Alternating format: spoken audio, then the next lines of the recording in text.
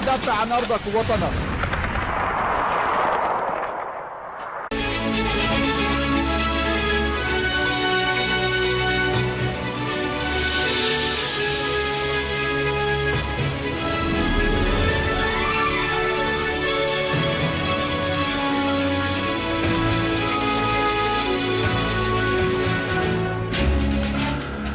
Après avoir pris le contrôle d'Al-Khalidia, l'armée arabe syrienne rétablit la sécurité et la stabilité dans la zone d'Al-Matahin à Homs.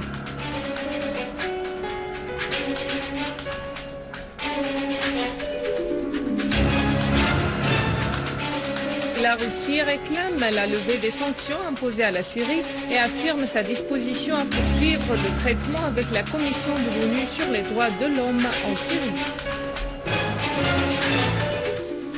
Le ministère irakien de l'Intérieur affirme que l'Irak affronte une guerre déclenchée par des forces terroristes et confessionnelles pour provoquer une guerre civile.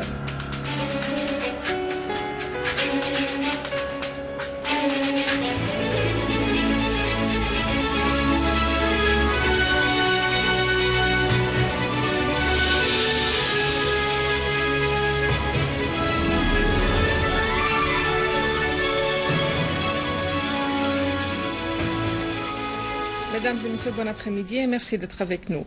À Homs, des unités de l'armée arabe syrienne ont rétabli la sécurité et la stabilité dans le secteur d'Al-Matahin où de nombreux terroristes ont été tués ou blessés. Une source militaire a déclaré que la sécurité et la stabilité ont été rétablies dans certains quartiers de la ville de Homs. La même source a ajouté que plusieurs groupes terroristes ont été liquidés dans les quartiers d'Al-Qarabis et d'Al-Wa'ar.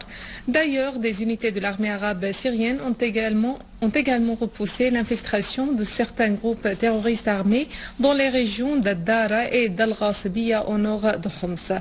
Une source au gouvernorat de Homs a déclaré qu'une unité de l'armée a neutralisé 2 groupes terroristes armés à Talbisa et Ar-Rastan.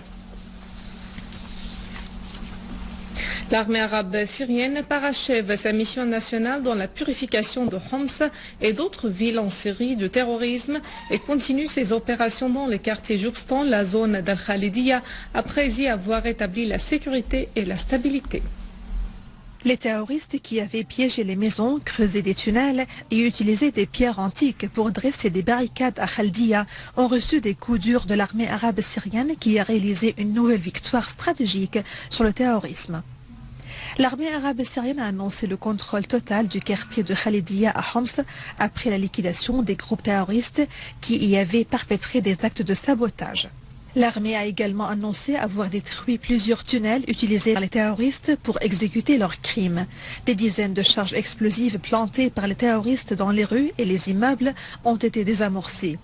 Les charges explosives ont été plantées pour empêcher la progression de l'armée arabe syrienne dans le quartier.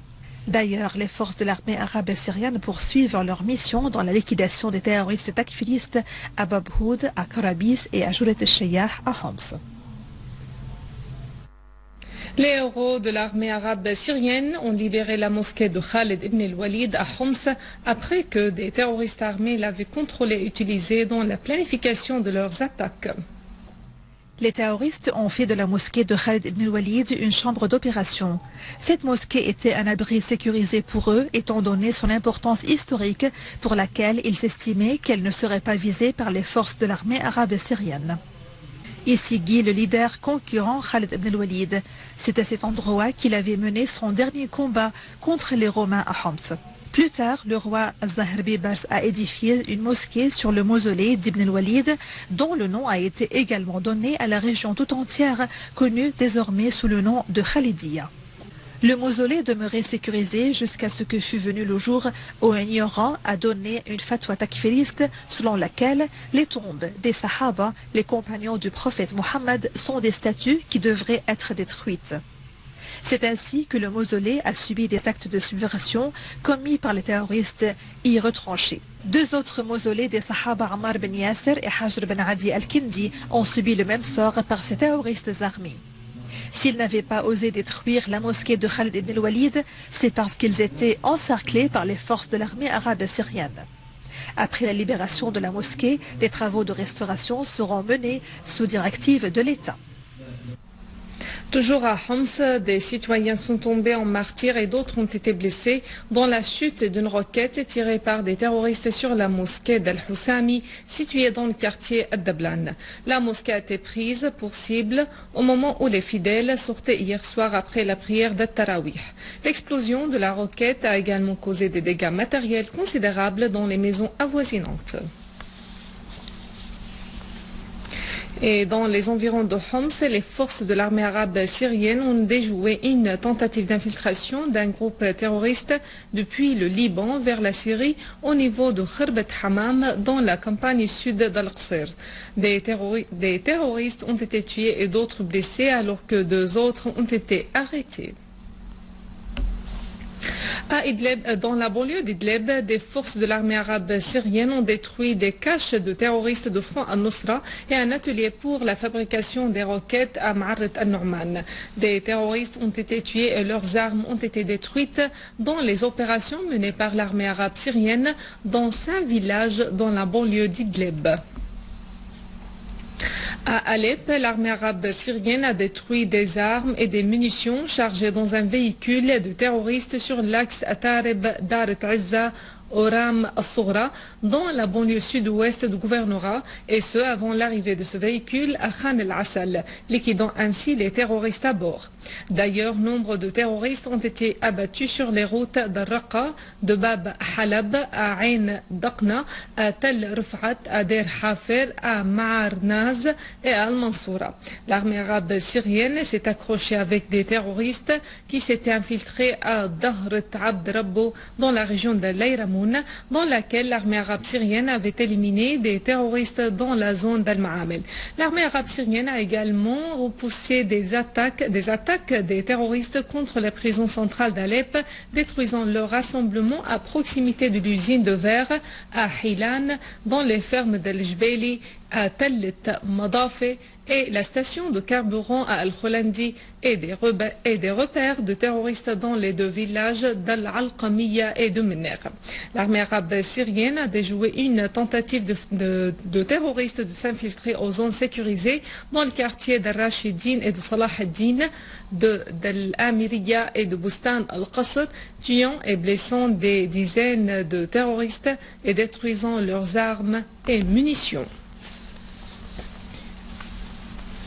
Au gouvernorat d'Alep, l'armée arabe syrienne poursuit sa lutte antiterroriste dans les villages situés à proximité de Tel Tranasser et y a rétabli la sécurité et la stabilité. Une source militaire a précisé que l'armée a rétabli la sécurité et la stabilité dans les villages situés autour de Tel Tranasser et sur la route Alep al-Salamiya, et ce grâce à l'élimination d'un grand nombre de terroristes, la destruction de leurs équipements et la confiscation de leurs armes. Parallèlement, des terroristes qui se sont abrités dans l'une des fermes situées sur la route Alep-Idlib ont été neutralisés. Le délégué permanent de la Russie auprès des Nations Unies, Vitaly Churkin, a indiqué que son pays espère que le rapport de la Commission de l'ONU sur les droits de l'homme en Syrie comprend un appel à la levée des sanctions imposées à la Syrie. Lors d'une séance de l'Assemblée générale des Nations Unies, Churkin a souhaité que la Commission écoute les informations présentées par les victimes sur les crimes et les actes de violence commis par les groupes terroristes armés en Syrie pour accorder une certaine équité au prochain rapport qui sera élaboré par la commission en question.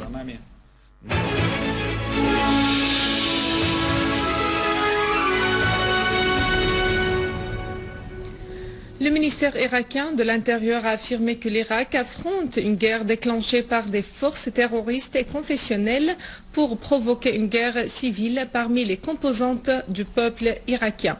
Dans un communiqué, le ministère a fait savoir que les gangs d'Al-Qaïda avaient exécuté hier des attaques terroristes via des voitures piégées et des charges explosives contre nombre de quartiers à Bagdad et dans les autres gouvernorats, ce qui avait fait des dizaines de martyrs et de blessés parmi les citoyens. Le ministère irakien de l'Intérieur a appelé les catégories du peuple irakien à être vigilantes vis-à-vis du plan hostile visant l'existence de l'Irak, l'État.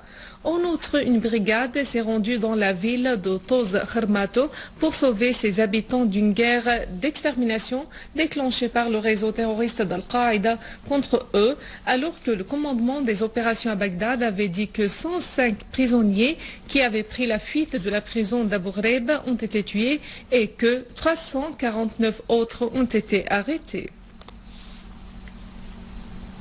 En Libye, une personne a été tuée et 4 autres ont été blessés dans la ville de Sirte dans un accrochage qui a éclaté entre l'armée libyenne et un groupe rebelle. D'autre part, à Benghazi, l'officier Ahmad Azzaoui a été tué dans un attentat à la voiture piégée alors qu'un colonel de l'armée libyenne est sorti indemne d'une opération pareille. Un responsable de la sécurité libyenne a été grièvement blessé par un troisième attentat de la même nature. Avant de clore ce journal, un rappel des principaux titres. Après avoir pris le contrôle d'Al-Khalidiyya, l'armée arabe syrienne rétablit la sécurité et la stabilité dans la zone d'Al-Matahin à Homs.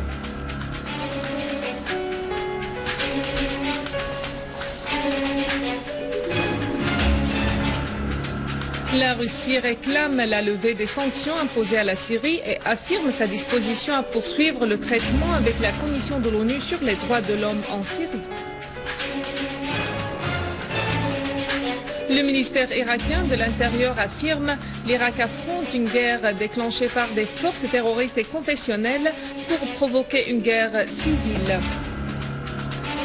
Mesdames et messieurs, c'est la fin de notre édition. Pour la revoir, visitez notre site web syriaonline.sy. Merci à vous, merci à toute l'équipe de rédaction et de technique. Au revoir.